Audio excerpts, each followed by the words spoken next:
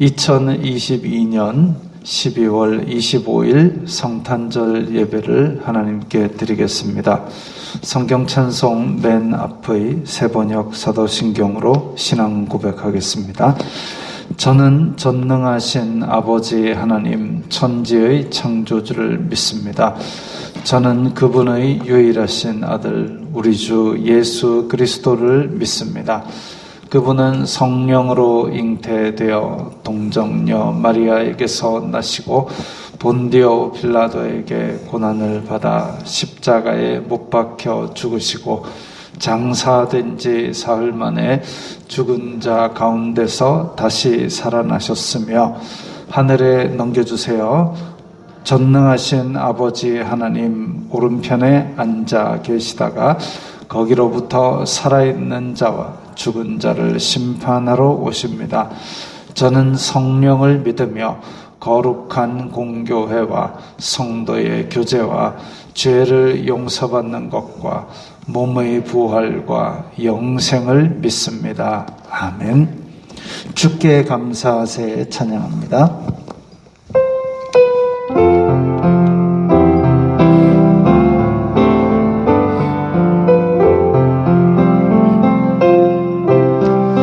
주께 감사하세 그는 선하시며 인자하심이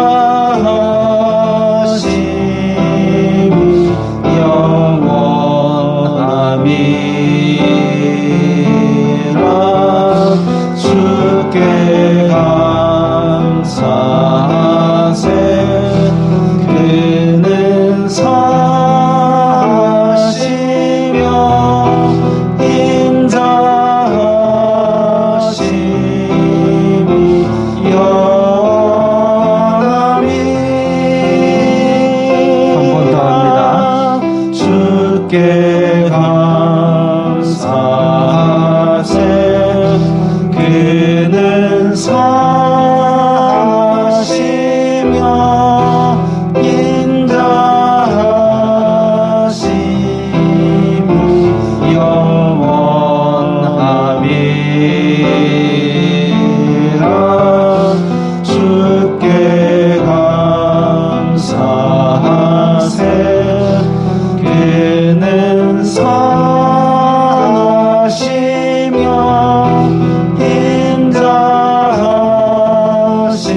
인자하심이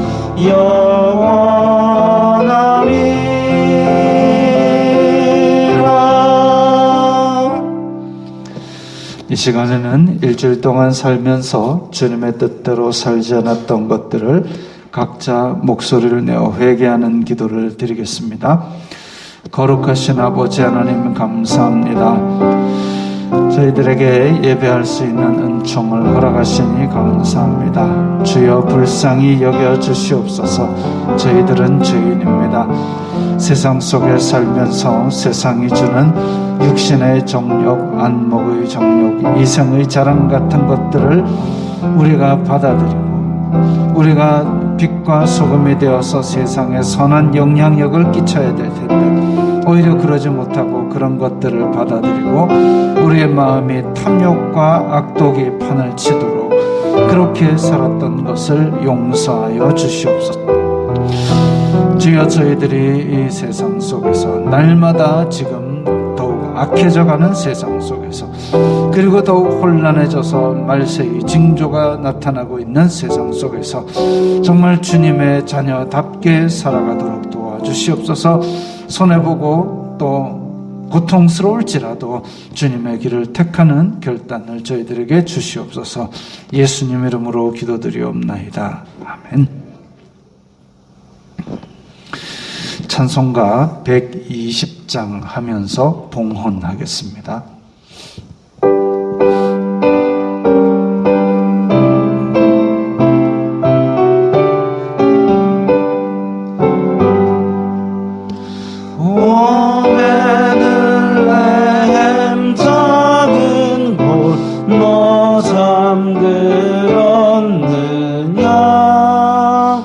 별들만 높이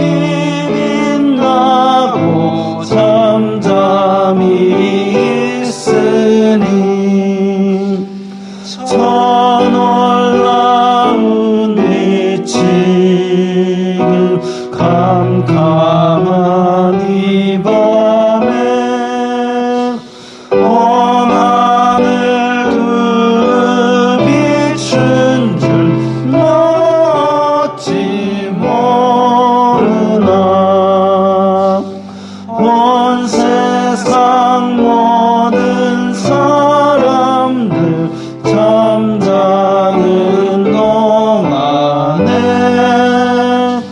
평화의 왕이 세상에 탄생하셨도다.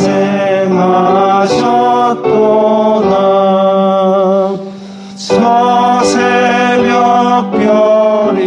홀로 그 일을 하는 듯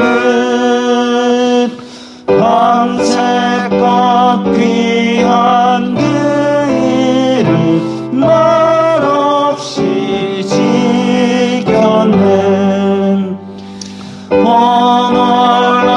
놀라우신 하나님 큰 선물 주시니 주 믿는 사람 마음에 큰 은혜 받도다. 이제 세상 사람 주 오심 모르나. 주 영접하는 사람들 그 맘에 오시네. 오베들레헴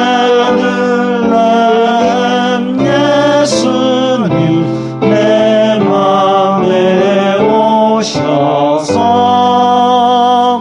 내 죄를 모두 사하고 늘 함께 하소서. 저 천사들의 소식 나 기뻐 들으니 오 임마누엘 예수님 내 맘에 오소서.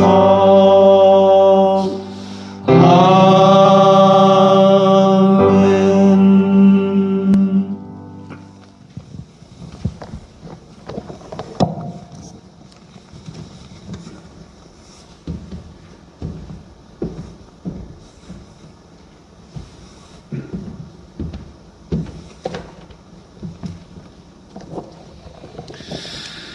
거룩하신 아버지 하나님 감사합니다. 저희들에게 이 세상 사는 동안 수고의 열매들을 거둘 수 있도록 복을 내려 주시니 감사합니다.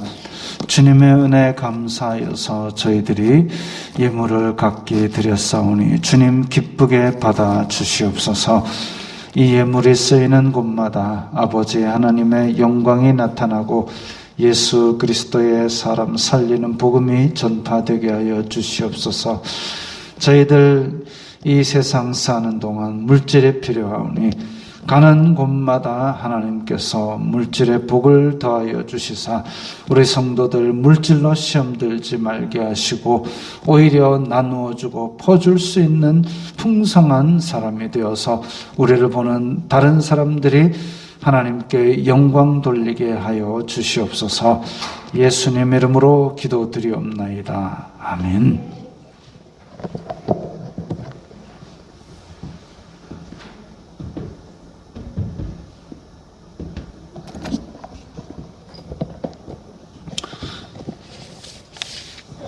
웨스트민스터 신앙 고백서 오늘 언약 부분이 조금 깁니다. 함께 천천히 읽겠습니다. 이 은혜 언약은 종종 유언의 내용으로 성경에 해설되어 있다. 이는 유언자이신 예수 그리스도의 죽으심과 유언으로 증여된 영원한 기업, 또는 그 기업에 속한 모든 것을 포괄한 내용이다. 이 은혜 언약은 율법 시대와 복음 시대에 각각 다른 형태로 실시되었다. 율법 시대의 유대 민족에게 실시된 것은 약속, 예언, 제물, 할례, 유월절 양, 기타 모형들과 규례들이다.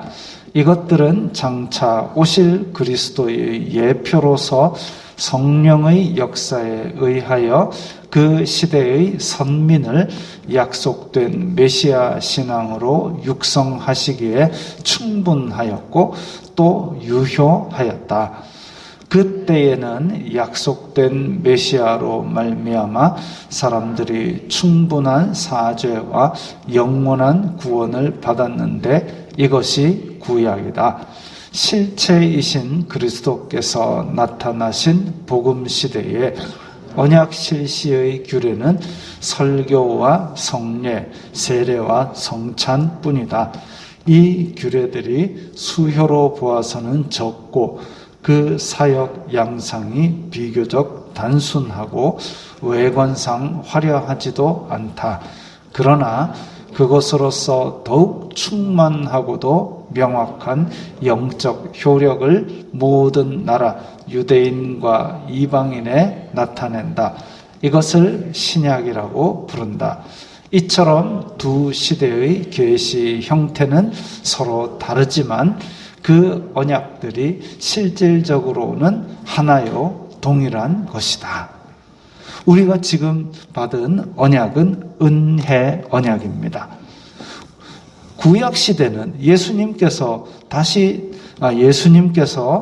이 세상에 구원하러 오시기 전에 있던 사람들에게도 하나님께서는 분명히 은혜 언약을 베풀어 주셨는데 그 언약은 모형이었습니다. 예수님께서 다시가 아니라 예수님께서 오시기 전의 사람들을 위해서 모형으로나마 구원의 길을 열어주신 것이죠.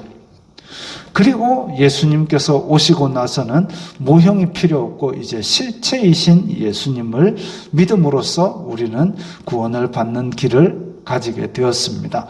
그래서 이 두 언약이 다른 것처럼 보이지만 결국은 그 모형과 실체로서 동일선상에 있고 이것은 다 사람의 공로보다는 하나님께서 일방적으로 다 베풀어 주신 은혜라고 해서 은혜 언약이라고 부릅니다. 그리고 그 은혜 언약의 정점이 바로 오늘 우리가 기념하는 예수님께서 12월 25일에 태어나신 게 아니라 예수님께서 육체를 입고 이 땅에 오신 것을 기념하는 날이 바로 오늘 성탄절입니다. 찬송가 122장 부르겠습니다.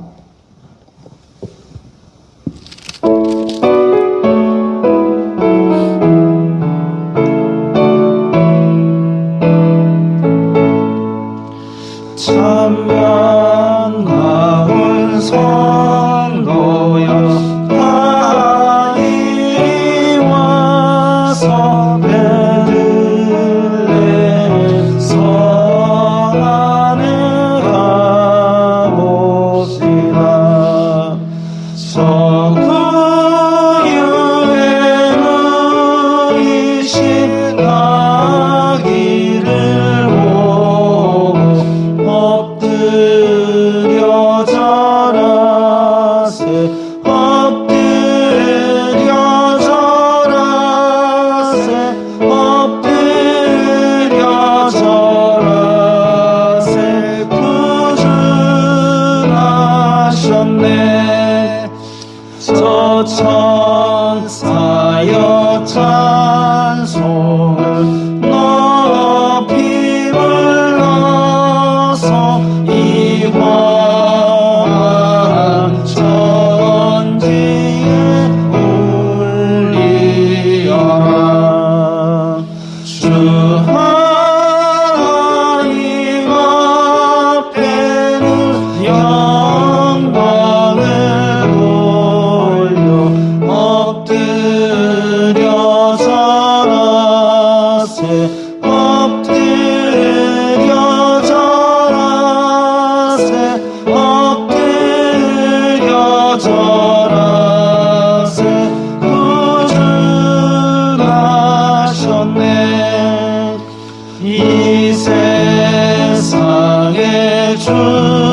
주께서 탄생할 때에 참신과 참 사랑이 되시려고 저 동정녀 몸에서 나시었으니 엎드려 절하세 엎드려 절하세 엎드려 절하세 구주하셨네 여호와의 말씀이 육신을 입어 날 구원할 구주가 되셨도다 늘 감사한 찬송을 주 앞에 드려 엎드려 절하세 엎드려 절하세 엎드려 절하세 구주하셨네 아멘.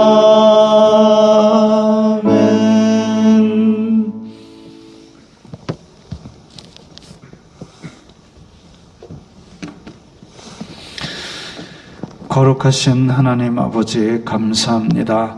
추운 날씨에도 저희들을 지켜주시고 예배의 자리에 불러주시니 감사합니다. 예수님께서 세상 죄를 지기 위해 낮아지사 육신을 입고 사람으로 오신 성탄절에 감사와 기쁨으로 예배하게 하시니 감사합니다. 우리를 구원하시는 사랑과 은혜를 깊이 깨달아 알게 하시고 하늘의 평안이 충만하게 하시옵소서. 하나님 아버지, 지금 대한민국은 날씨만큼 경제도 국방도 정치도 춥습니다. 혼란한 가운데 이기적인 주장과 거짓말들이 판을 치고 있습니다. 교회들도 자기 자리를 찾지 못하고 갈팡질팡하거나 또는 현실적인 문제로 인하여 흔들리고 있는 곳이 많습니다. 주여 불쌍히 여기사 이 혼란한 대한민국이 주님의 백성들로 인해 하나하나 기초가 다시 세워지게 하시옵소서.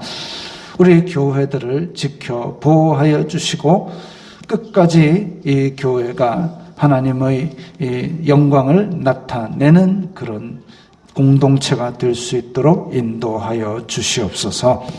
하나님 아버지, 오늘 예배에 모인 모든 사람들의 마음에 예수님과의 만남이 어떤 것인지 다시 생각할 수 있는 씨앗을 심어주시고 그 만남을 사모하고 이루어가게 하여 주시옵소서.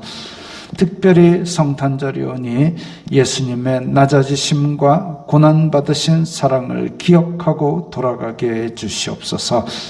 희생과 사랑으로 헌신하신 예수님을 만나게 하여 주시옵소서.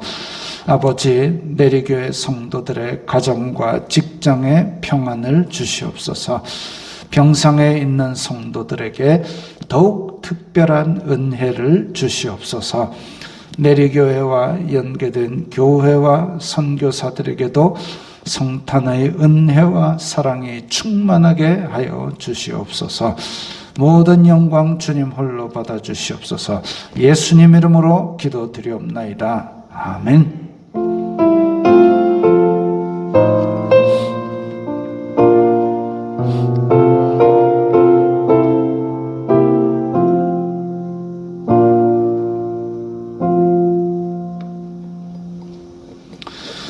오늘 말씀은 마태복음 1장 18절부터 25절까지의 말씀입니다. 마태복음 1장 18절부터 25절까지의 말씀입니다. 함께 읽겠습니다. 예수 그리스도의 나심은 이러하니라.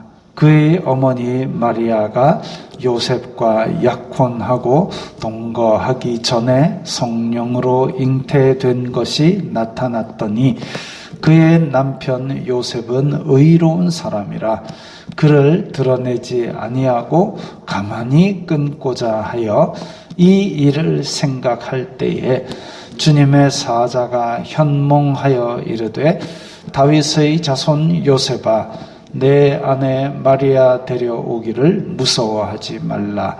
그에게 잉태된 자는 성령으로 된 것이라. 아들을 낳으리니 이름을 예수라 하라. 이는 그가 자기 백성을 그들의 죄에서 구원할 자이심이라 하니라.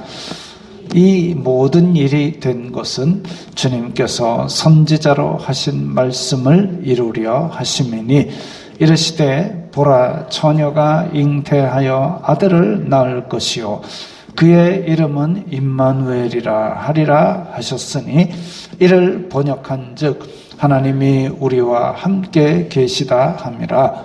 요셉이 잠에서 깨어 일어나 주님의 사자의 분부대로 행하여 그의 아내를 데려왔으나 아들을 낳기까지 동침하지 아니하더니 나음의 이름을 예수라 하니라. 아멘.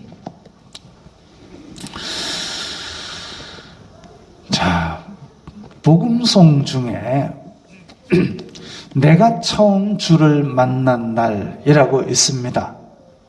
내가 처음 주를 만났을 때 아시죠? 다 아시죠? 제 밴드에 영상을 올려놨습니다. 들으십시오. 들으면 참 뭔가 가슴에 와닿는 그런 것이 있게 부르는 사람이 또 불렀습니다. 이 내가 처음 주를 만난 날이라는 이 노래는 이 사진에 보이는 김석균 씨가 1982년도에 발표한 곡입니다. 오래됐죠. 당시 예수님 믿는 한 자매가 있었는데 질병으로 인해서 두 번의 절망적인 상황이 있었다고 합니다. 그것으로 1절, 2절을 썼습니다. 그리고 그 이후에 그 자매에게 이제 질병이 낫고 좀 보통 사람처럼 했으면 좋겠는데 세 번째로 또 다른 질병이 와서 시련을 겪으면서 그 가운데서 하나님의 은혜를 깊이 체험한 내용이 3절입니다. 그래서 1, 2, 3절을 써가지고 곡을 붙이고 그때 당시에 또 크로마 하프가 유행했던 시절이었어요. 크로마 하프를 들고 수요일 예배 시간에 김석균 씨가 처음으로 이제 수요일 저녁에 교회에서 쫙 부르는데 마침 그날 예배에 누가 앉아 있었냐면 전용대라는 사람이 앉아 있었습니다. 이렇게, 요건 제 자랑입니다. 예전에 10월 마지막 토요일에는 원래 제가 장애인, 집에 있는 장애인들 선교회, 미문 선교회에서 KBS를 빌려서 이렇게 큰 행사를 합니다. 근데 그때 김석균 씨가 왔고요. 그때 같이 이제 노래하는 순례자 하던 음악 전공하는 친구고, 저 옆에 얼굴 하얀 사람이 접니다. 그때 사회를 페이 없이 20년 넘게, 그 이후는 제가 안 가서 잘 모릅니다만은 그 페이 없이 계속 도와주시는 분이 윤형주 장로였고, 혼자 안 내려오고 이름만 들으면 알만한 사람들을 계속 데리고 내려왔습니다. 저 사진 중에는 이제 송정미 씨도 있고, 축복송 송정미 씨도 있고, 토요일은 밤이 좋아 부른 김종찬 씨도 있고, 하여튼 그래서 대기실에서 사진 계속 찍고 놀았습니다. 어쨌든 윤영주 씨랑 같이 찍은 사진도 있습니다. 자랑입니다. 근데 그게 문제가 아니라 죄송합니다. 저렇게 생긴 분이 전용대라는 분입니다. 요즘 무슨 트로트 이래가지고 막 나왔는데 이름 요즘 임영웅 또 하여튼 막 인기를 몰고 있잖아요. 근데 그때 당시에도 이 전용대라는 사람이 그때 17세 때 장래가 촉망되는 트로트 가수로 이 돌풍을 일으키기 직전이었습니다. 그때는 17세의 가수로 이렇게 나오기가 쉽지 않은 시절이었습니다. 80년대 초반, 70년대 말이고 이러니까. 그래가지고 이 17세에 기가 막히게 노래하는 애가 나왔다 해가지고 쫙 다 세팅 다 되고 TV에 딱 출연해야 되는데 일주일 앞두고 갑자기 장애가 찾아와가지고 목발 없이는 걸을 수 없다는 통보를 받았습니다. 얼마나 좌절이 크겠습니까? 고민하고 절망하고 그래서 4번이나 자살 기도를 했었습니다.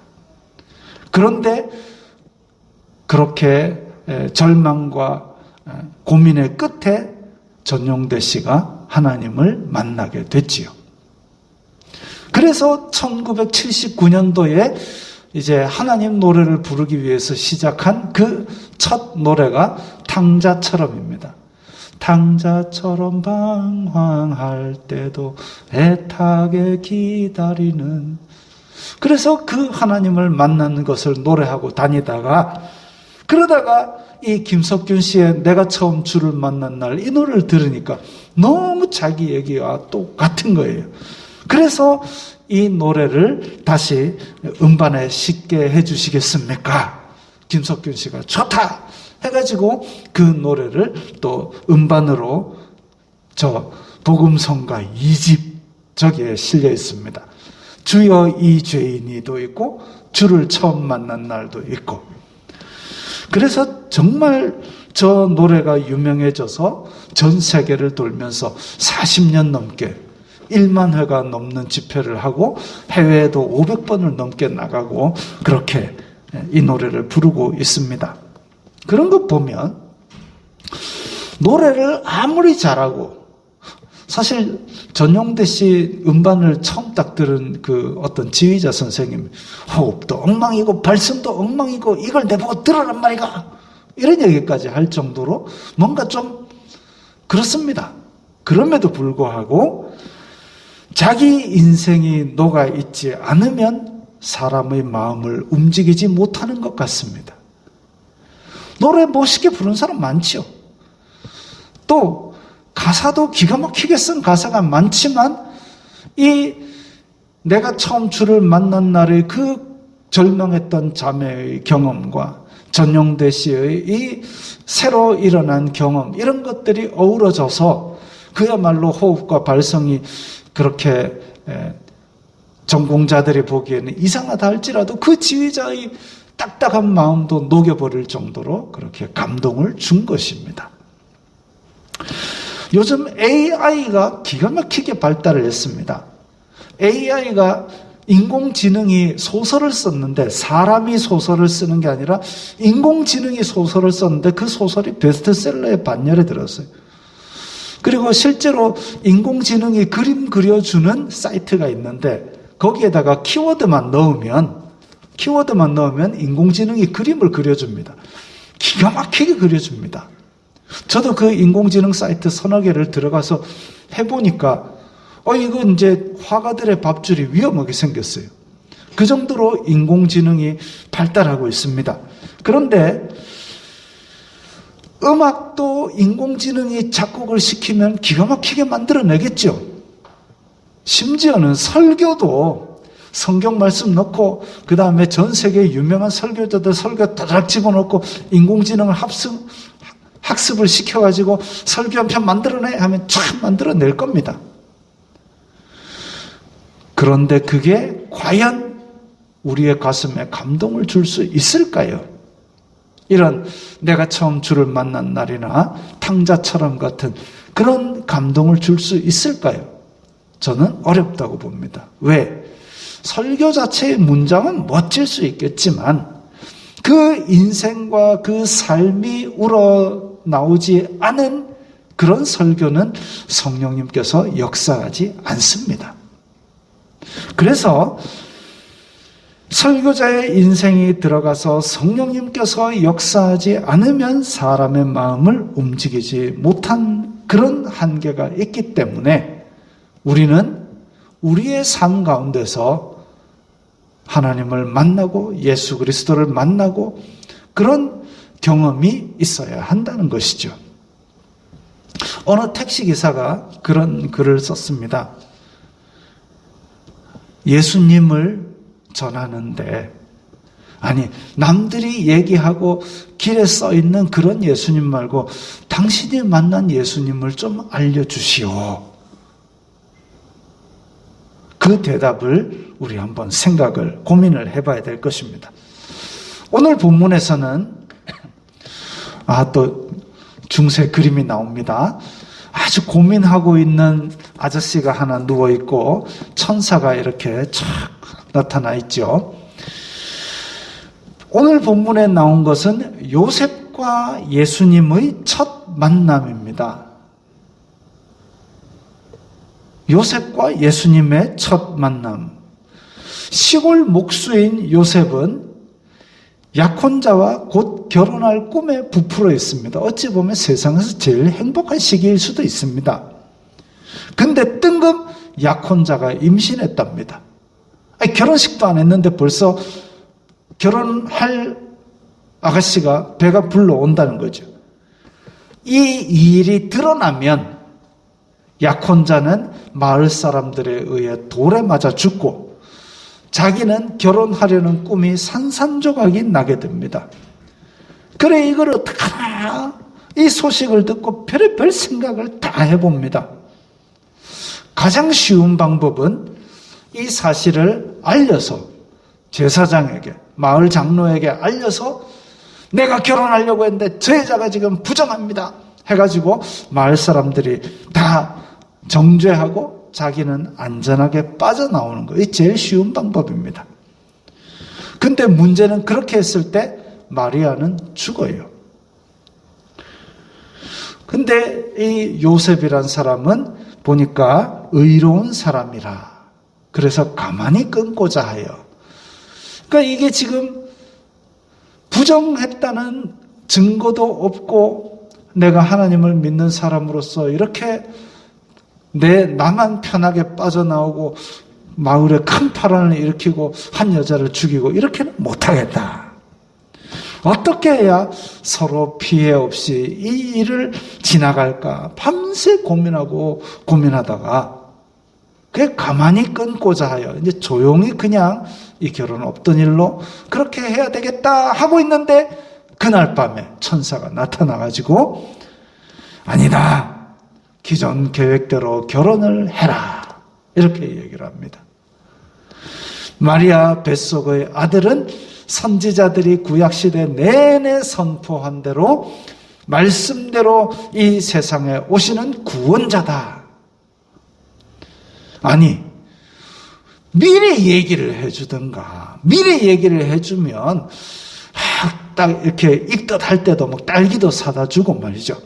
이렇게 몇 날 고민도 안 해도 되고, 얼마나 미리 얘기를 안 해주고 고민 막 해가 머리 빠진 거 보십시오. 그렇게 되도록 밤새도록 만들어 놓고 지금 얘기를 하든 야속하지요. 요셉과 예수님의 첫 만남은 이렇게 뒤숭숭하고 복잡한 만남입니다.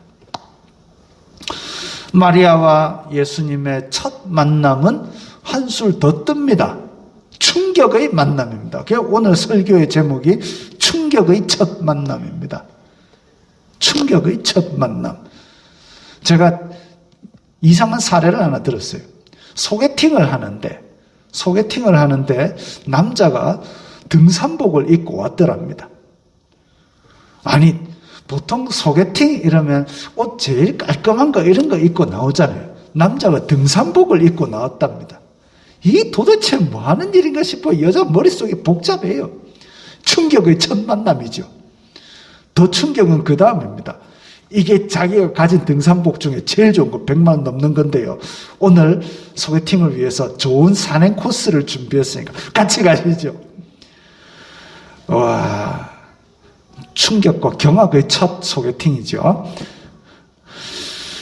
마리아와 예수님의 첫 만남이 그렇습니다. 약혼자가 있는 처녀 마리아에게, 그것도 지금 우리나라 조선시대보다 더 고리타분한 유대의 저 2000년 전에 천사 가브리엘이 와서 하루아침에 너 임신하니까 준비해라. 이게 무슨 마른 하늘의 날벼락입니까? 누가복음 1장 26절부터 그 얘기가 나옵니다. 우리 한번 같이 천천히 읽어보겠습니다. 여섯째 달에 천사 잠깐만요. 이 여섯째 달이 뭐냐면 그 이전에 사가랴와 엘리사벳이라는 그 제사장 부부가 있었습니다. 그 이제 세례 요한을 임신하게 된 거죠. 나이 많아서 임신 못하는 줄 알았는데 임신했다 이거죠. 그리고 나서 6달 후의 이야기입니다. 자, 천사 가브리엘부터 같이 읽겠습니다. 천사 가브리엘이 하나님의 보내심을 받아 갈릴리 나사렛이란 동네에 가서 다윗의 자손 요셉이라 하는 사람과 약혼한 처녀 이르니 그 처녀의 이름은 마리아라. 그에게 들어가 이르되 은혜를 받은 자여 평안할지어다. 주님께서 너와 함께 하시도다 하니 처녀가 그 말을 듣고 놀라 이런 인사가 어찌함인가 생각하매 천사가 이르되 마리아여 무서워하지 말라. 내가 하나님께 은혜를 입었느니라. 보라 내가 잉태하여 아들을 낳으리니 그 이름을 예수라 하라. 그가 큰 자가 되고 지극히 높으신 이의 아들이라 일컬어질 것이요 주 하나님께서 그 조상 다윗의 왕위를 그에게 주시리니 영원히 야곱의 집을 왕으로 다스리실 것이며 그 나라가 무궁하리라. 정말 멋진 말이죠. 정말 멋진 말입니다.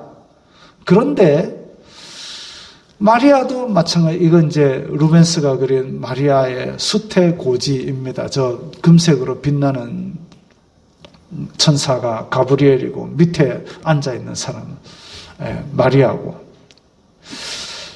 그 전에는 아무런 징조도 없었습니다. 미리 구약 시대에 예언자들의 말에 이렇게 뭐 마리아에게 아들을 뭐 이런 얘기가 좀 많이 있으면 좀 그래도 아 그게 내구나 이럴 건데 뜬금없이 붕 와가지고 물론 하나님께서 마리아가 정결하게 살도록 인도하셨겠지요. 어려서부터 막 남의 옷 뭐 남의 집 호박에 말뚝 박고 돌아다니고 뭐 이렇게 마리아가 막 살지는 않았을 겁니다.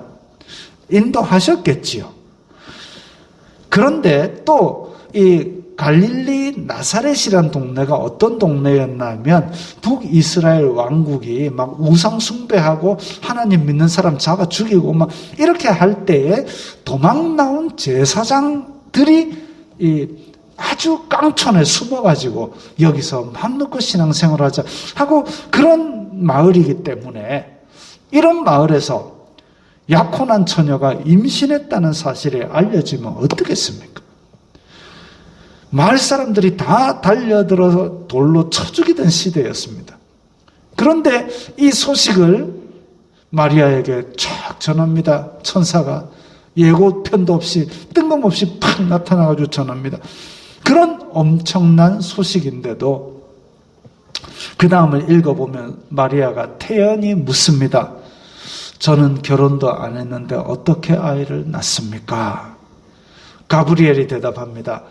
성령이 임하시고 지극히 높으신 이의 능력이 너를 덮으리니 이러므로 나실 바 거룩한 이는 하나님의 아들이라 일컬어지리라. 마리아는 그 다음에 어떻게 할까? 내일부터 어떻게 할까? 먹고 사는 건 어떻게 할까? 이런 거 전혀 생각을 안 하고 갈 바를 알지 못하고 믿음으로 그 길을 결단합니다. 주의 여종이오니 말씀대로 내게 이루어지이다. 그 다음부터 뭐 천사가 뭐 날마다 우유를 배달해주고 뭐 이렇게 했더라 이런 말 없습니다. 여전히 깡촌이고 여전히 가난하고 나사렛에 도로가 닦인 게 2000년대 들어서라니까요.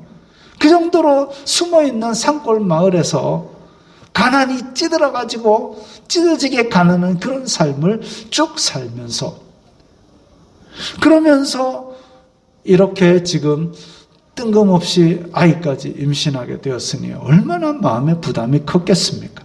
어떻게 보면 믿음의 결단을 하고 나서 사람이 살아가야 될 새로운 부담이 생긴 거죠. 베트남에는 지금도 예수님을 믿는다 이러면 주민등록증에 표기가 된답니다. 이번 학기에 베트남 학생들을 만났는데 그 학생들이 여전히 그 제도가 유지되고 있대요.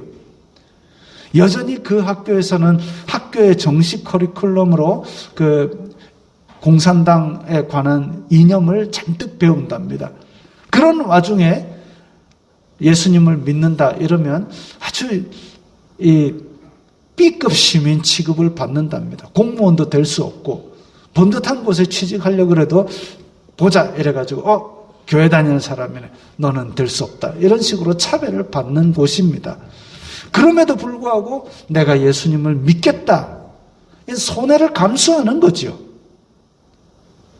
예수님을 만나고 믿고 하는 과정이 이렇게 부담스럽고 힘든 일이 있을지라도 믿음의 조상들은 그리고 지금도 많은 사람들은 그 만남을 그대로 믿음으로 연결시켜서 가지고 갑니다.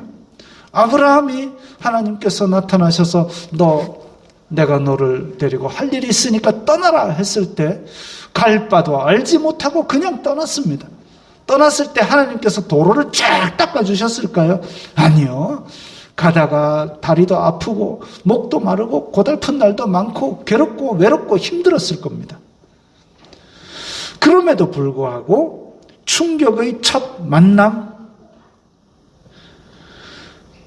지금 자기 인생이 극적으로 달라질 수 있는 상황입니다. 이전에는 시골에서 편안하고 조용히 살았더라면 이제 여자가 제대로 인권도 챙길 수 없었던 2000년 전의 유대인 시골 마을에서 까딱 잘못하면 약혼도 파혼되고 목숨조차 잃을 수 있는 그런 위기가 시작됩니다.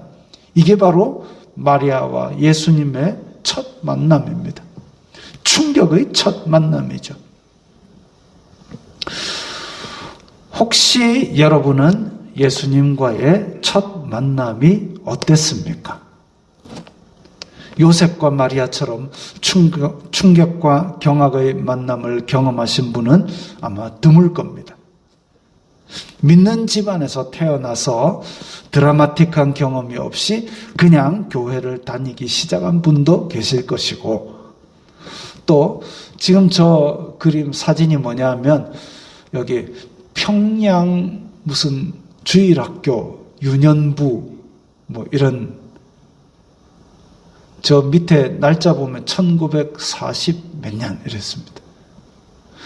네, 어릴 적에 그냥 쭈쭈바 준다 해가지고 왔다 갔다 하고 뭐 새우깡 준다 해서 왔다 갔다 하다가 교회에서 좋은 추억이 많아가지고 그냥 다니게 된 사람들도 있습니다. 또 세상에서 살다가 실망과 좌절을 경험하고 의지할 바 없어서 신앙을 가지기 위해서 믿는 분도 계실 것이고, 어떤 분은 신비로운 경험을 통해서 교회를 나오게 된 분도 있을 것입니다. 그냥 아는 분이 교회 가자 했는데 뭐 별일 없어서 그냥 이렇게 따라오면서 교회를 나오고, 교회 나오니까 마음이 편해서 그렇게 나오게 된 분도 있을 겁니다. 다 좋습니다. 하나님께서 부르신 것이라 믿습니다. 어떤 방법이든지 하나님께서 부르셨을 것입니다. 그 가운데 어떤 분은 예수님과 인격적인 만남이 갈수록 더 깊어지는 분이 있는가 하면, 어떤 분은 만났다 방황했다 만났다 방황했다 반복하는 분도 있을 겁니다. 영의 세계를 우리가 육신의 눈과 육신의 귀로 체험할 수 없기 때문에 목사가 전하는 데는 한계가 있습니다마는, 다만 제가 힘쓰는 것은 우리 성경 말씀을 통해서 말씀을 통해서 믿음으로 자라갔으면 좋겠습니다. 요한복음에 보면 요한복음 3장에 그게 나옵니다.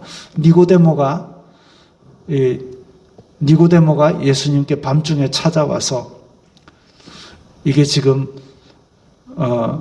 이 얘기를 듣는 가운데 그게 있습니다. 예수님께서 사람이 거듭나지 아니하면 하나님 나라를 볼 수가 없다. 그럼 사람이 어떻게 거듭납니까? 두 번 어떻게 태어납니까? 엄마 몸속에 다시 들어갔다 나옵니까? 그게 아니라 성령으로 다시 한번 나는데 바람이 임의로 불되 그 소리는 듣지만 어디로 가는지 알 수 없듯이 성령으로 난 사람도 그러하니라. 다시 말하면 어떤 사람은 그야말로 예수 그리스도로 인한 뜨거운 체험으로 인해서 내가 예수님을 만났구나라고 거듭나는 경험을 하는 사람도 있지만 많은 사람들은 말씀을 통해서 믿음이 조금씩 자라나고 그 가운데 성령님께서 거듭나게 하시는 그 만남이, 그래서 내가 몇 시 몇 분 몇 초에 예수님을 만났다, 거듭났다, 이걸 얘기할 수는 없지만 어느 순간 돌아보니까 하나님께서 나를 구원하셨구나 하고 예수님이 믿어지는 자기 자신을 발견하게 된다는 겁니다. 말씀을 계속 듣고 묵상하면 어느 순간 내 마음속에는 예수님께서 다스리는 하나님 나라가 이루어져 있음을 깨닫게 됩니다. 그래서 말씀이 중요하다고, 그래서 아까 우리 교회에서 은혜의 방편으로 말씀과 세례와 성찬, 이것이 지금 우리가 행해지는 예식이라고 그랬습니다. 그러면 목사 당신은 어떻게 만났냐? 사진 감상 시간을 5초 드리겠습니다. 저도 어릴 적부터 교회를 다녀서 그런 드라마틱한 그런 믿는 경험 이런 것들을 얘기하려면 없습니다. 물론 이제 짜잘하게 뭐 이것저것 있지요. 또 뭐 성령 체험도 있고 또 지금 목사가 되기까지에 있었던 그 사건들도 있었고 한데, 어릴 적부터 교회 나오고 저 때까지만 해도 교회 믿음이 있어서 교회 나갔다기보다는 안 나가면 혼나니까 나갔습니다. 선친께서는 진짜 나사렛 같은 논산군 양천면 시골 깡촌에서 그야말로 우연히 접한 성경에서 하나님이 계시구나, 이 하나님을 믿어야 되겠다, 나는 도저히 힘들어서 농사도 못 짓겠고 배고파서 여기서는 못 살겠다, 그래서 믿음을 가졌고 소망을 가졌고 국립대 교수가 되기까지 믿음으로 억척스럽게 삶을 개척해 가신 인물이었습니다. 그러니까 믿음으로 그 곳까지 이르렀는데 아들이 교회를 안 갔다? 아니면 예배 태도가 조금이라도 흐트러진 보고가 들어갔다? 그럼 집에 가면 난리가 납니다. 집에 딱 문을 열고 들어간 순간 집에 냉동고가 딱 돼 있습니다. 소리가 우두두두두 일로 와봐라 하면 끝납니다. 그러면 심장이 벌써 멎어가고 있습니다. 그러던 어느 날 제가 가만히 생각하니까 아버지께서는 나를 요셉처럼 키우겠다 그러는데 요셉이 도대체 뭐 하는 인간인가? 우리 최요셉이 말고 그래서 요셉이 어떤 인간인가 알아보려고 창세기를 펼쳤는데 37장부터 이제 요셉 이야기가 나옵니다. 최요셉이도 창세기 37장부터 읽어보세요. 그래가지고 성경을 읽은 게 그게 고등학교 2학년 때입니다. 그때부터 읽고 또 읽고 하다 보니까 믿음이 조금씩 자라기 시작했습니다. 그게 제가 만난 예수님과의 첫 만남이라고 말씀드릴 수 있겠습니다. 중간에 무슨 체험한 것도 있고 뭐 어떤 인도 받아가지고 이렇게 삶의 여정이 바뀌고 이런 것들도 있지만 결국 남는 것은 뭐냐면 말씀을 통해서 제 성품이 변화한 겁니다. 말씀을 통해서 제 인격이 바뀌어 간 것. 여러분은 예수님과의 만남이 어떻습니까? 저처럼 충격적인 만남도 아니고 폼나는 만남도 아니지만 그 만남이 우리의 인격을 한 계단 한 계단 하나님 나라로 이끌고 있기를 바랍니다. 이 말씀 생각하면서 우리 결단하는 기도를 드리겠습니다. 예수님, 저는 예수님과의 만남을 소망합니다. 예수님과 만나서 날마다 나의 삶 속에 하나님 나라가 더 이루어져 나가게 하옵소서. 그렇게 다 함께 기도드리겠습니다. 거룩하신 아버지 하나님 감사합니다. 예수님께서 우리와 함께 하시려고 이 땅에 오신 것을 기념하는 성탄절에 예수님과 첫 만남은 충격적으로 만났던 사람들의 이야기가 있었습니다. 지금 우리들은 예수님과의 만남을 어떻게 하고 있습니까? 정말 예수님께서 말씀하신 대로 바람이 이리 불고 저리 불고 소리는 들리지만 어떻게 가는지 알 수 없는 것처럼 성령님께서 우리 마음에 예수님을 만나게 해주셨는데 우리가 잘 알지 못하는 사이에 한 발 한 발 하나님 나라가 우리의 삶 속에 이루어지고 있는 줄로 믿습니다. 이 예수님과의 만남을 소중히 여겨서 더욱더 예수님과 깊이 만나고 자주 만나고 더 친밀하게 만나는 우리 성도들 다 되게 하여 주시옵소서. 예수님 이름으로 기도드리옵나이다. 아멘. 찬송가 115장 하겠습니다.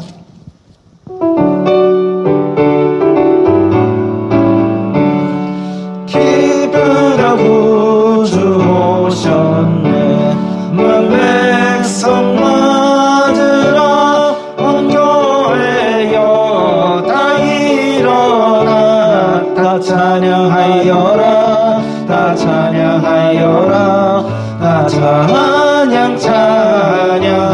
찬양하여라 구세주 탄생했으니 다 찬양하여라 이 세상의 만물들아 다 화답하여라 다 화답하여라 다 화답하여라 온 세상 죄를 사려 주 예수 오셨네 죄와 슬픔 몰아내고 다 구원하시네 다 구원하시네 다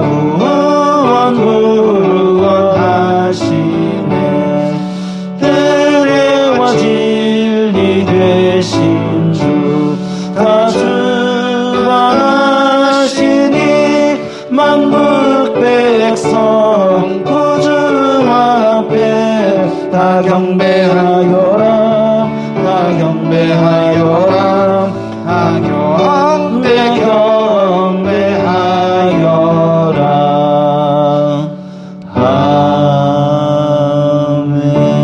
아멘.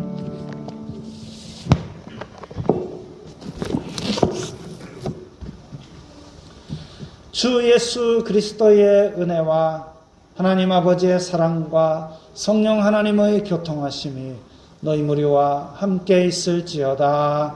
아멘.